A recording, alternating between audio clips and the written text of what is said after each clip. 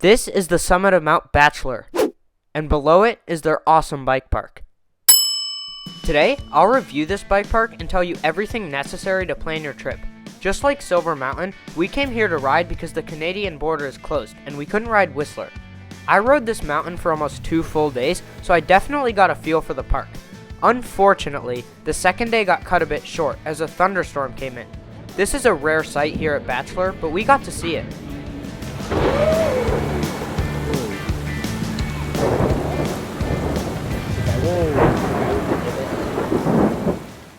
First up in the review, let's talk about what to do off the mountain. Mount Bachelor Bike Park is about a 20 to 30 minute drive from Bend, Oregon.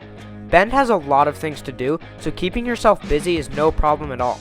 In Bend, there's way too much to cover, but I'll list some of the best things to do. Near the Old Mill District, there's a river with a lot of activities. You can go whitewater rafting and kayaking here, but the coolest thing is the river surfing. In Bend Whitewater Park, there's a man-made surfing wave constantly working, and you can see people surf the wave. Definitely a unique attraction for some people. Bend is also home to a whole network of single-track trails. Over 300 miles total, in fact. They call this the single-track capital of the US, as it has the most trail of any other place. Bend also has access to a ton of jumps, mainly at a riding spot called Phil's. There is cross-country and dirt jumps here, with some massive doubles a little bit into the forest. Since this region doesn't get much rain, the trails are very dusty and very dry. Bend is also home to a wide variety of hiking trails, and there are a lot of trails that double as single track for riding. Mount Bachelor has hiking too, as addition to the bike park. Mount Bachelor is home to a Zipline Tour as well. You can take the main lift up and ride down on a zipline. I think there are 4 platforms where you get down, and you change directions on each one. It's about $80 per ride. Before we get to the bike park layout, let's quickly go over food. At the bike park, there isn't really anything except one restaurant, so if you're there for multiple days, it's probably not the best idea. In Bend though, there are plenty of options, especially if you're over the age of 21.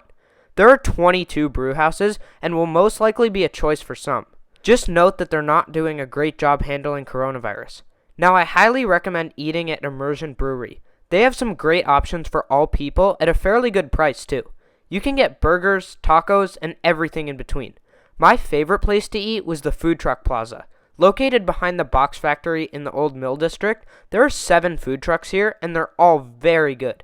They have Mediterranean, Thai, Mexican, and a whole array of foods. I had the Thai truck's fried rice, and it was delicious. Highly recommend. So back to Mount Bachelor. Let's talk about layout. This bike park is serviced by 2 lifts, both high-speed quads. The smaller lift services beginner and intermediate terrain, and it's great for getting used to the terrain here, or just simply warming up. The trails on this side are very progressive, and serve as a great learning facility. If you want to hit the longer or harder trails, you take the main lift, PMX. This gets you to the top of the bike park, where you can hit the main trails. If you branch off left, you can hit Lava Flow, their blue jump trail. Other runs like Rattlesnake and Cone Trail branch off of here, and eventually all lead to the bottom. Cone Trail crosses the entire mountain and acts as a branch for even more trails. To the right is Last Chance, which goes around the backside, and right under the lift is Redline and Rockfall, the 2 hardest trails here. Most of these trails lead you to the top of the Skills Park, excluding Last Chance, Redline, and Rockfall. I love how Bachelor also has a fire road that winds all the way up. This allows you to do parts of trails and gives easy access for connections. Since most trails cross the fire road at one point, you can either start a trail halfway down or stop riding a trail at the same point. The fire road starts right next to the Skills Park base, so you can take it all the way up. Speaking of the Skills Park, it's ridiculous. I want to spend some time talking about it because it's unlike anything else I've seen at a bike park.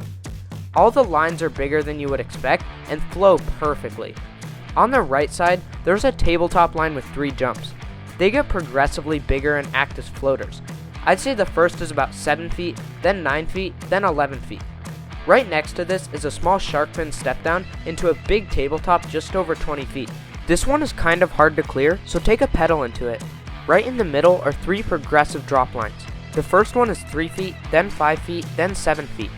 Mount Bachelor says it's this, but I believe it's more like 3, 6, and 9. The drops have pretty abrupt flat sections on top, so don't jump it here unless you're trying to pre-hop it. All the way to the left side is an on-off box into a boner log. Both of these features are perfectly built, and I love how they both float you. The jump onto the on-off requires a little more speed than you'd think, so give it some pedals. The boner log after is very fun, but I recommend a brake tap to prevent overshooting it. On my first try, I almost landed flat. The Skills Park also has no brake bumps or rocks and stays fresh all the time because they water it every day. This area of progression is a great addition to the mountain and is by far the best Skills Park I've seen at any DH park. Now, let's get to the trails, and I'll talk about them in order of difficulty. I'll start with the technical trails, then go over jump lines. The easiest tech trail is a blue called Blade Runner. This trail honestly is very entry level and basic, and it shouldn't be rated as blue. The starting section is basic tech with a few rocks and roots and a loose surface. Eventually, Blade Runner turns into some flow with some stone pavers. The next is Big Wood. This is a black tech trail, and it's also not too hard. There are a few little steep sections into berms, but they aren't that techy. The end also splits off into a double black option with a cool drop.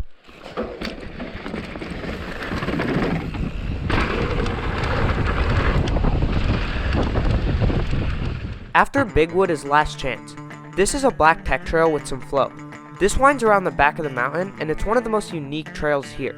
The start is a little pedally, meaning there are some hills. On the peaks of the hills, there are some stumps and sketchy sections. This trail kind of reminds me of Ryan's at Duthie, but more technical. The middle and lower section turn to flow, and it's super underrated. There are very few brake bumps and rocks, and it was super fun. Next is Rattlesnake, my favorite tech trail. This one goes by the book. It's some rocks and roots with a few steep sections. All the transitions are built well, and there are even some jumps. I love this trail, and you can choose some good lines through the tech it offers. Rattlesnake is definitely a top tier trail that's a must ride if you come up here. Onto the double blacks now. We first have Hot Dust. I would actually switch the difficulty of this with Rattlesnake, as that's a bit harder in my opinion. Hot Dust has a few mandatory drops, but none of them are that big, maybe 2 feet at most.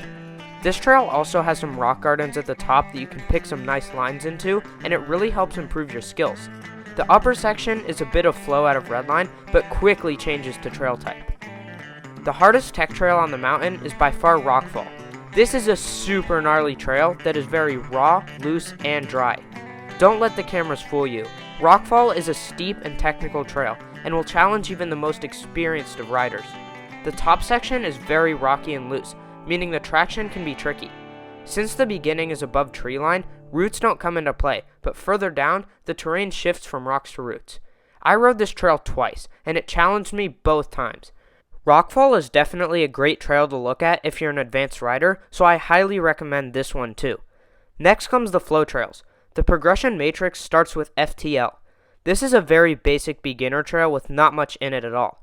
For advanced riders, it is not fun, but still serves its purpose for beginners.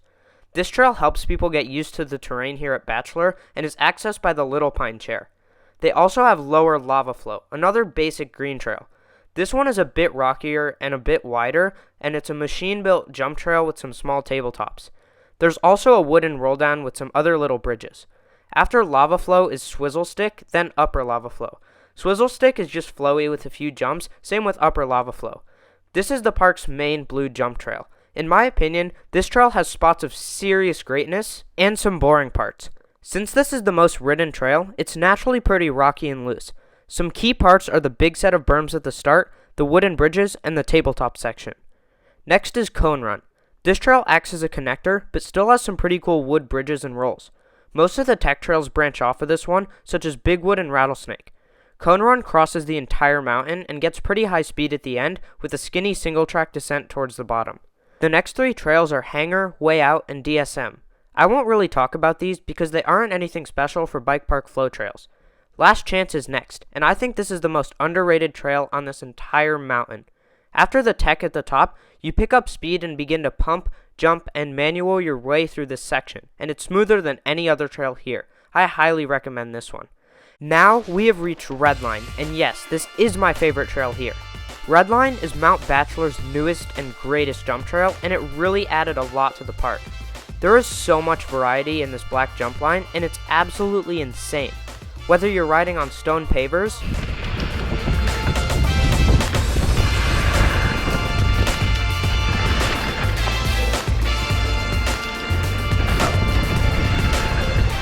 jumping big tables,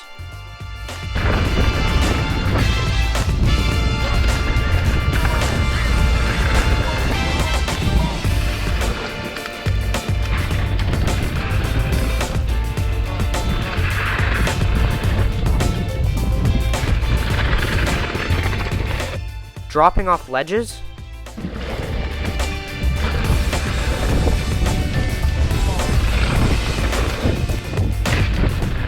or cornering for your life.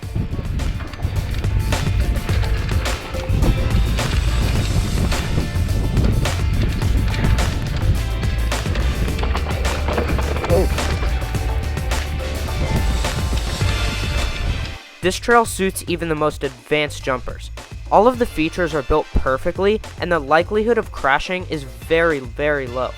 They water this trail too every day, so it stays in better condition than most comparable trails at other bike parks. If you have the skills, this trail is a must ride here. Now that's all the trails here, so let me give it my score out of 10. I think Mount Bachelor is going to earn a 9, and that may seem very high to some of you. First off, I really like the variety, and it's some of the best I've ever seen. If you're a beginner rider looking to get into riding bike parks, an enduro racer, or a free rider, this place will have a trail for you. Also, there is so much to do nearby in the town of Bend. Plenty of good food, activities, and sights to see. This mountain's trail quality is also amazing, and I could tell that the features were built by professionals. If you've ridden here, you may think I'm crazy, but let me explain. The terrain that Bachelor has to work with is very challenging and rocky, so for the circumstances, I give it a huge thumbs up. There are still a few spots that you could use some TLC, but overall, great job to the builders. The only reason I'm taking 1 point away is because it left me craving more. I love all the quality and variety, but a bit more trail would be nice. Maybe a jump trail one step up from Redline would be nice, kind of like how Whistler has A-Line and Dirt Merchant. And maybe a few tech trails would be good to add to the park's lineup. That's it for today, and thanks for sticking with me to the end. It was a long one. Be sure to like, comment, subscribe, and share the video. Thanks for watching, and I'll see you all next week.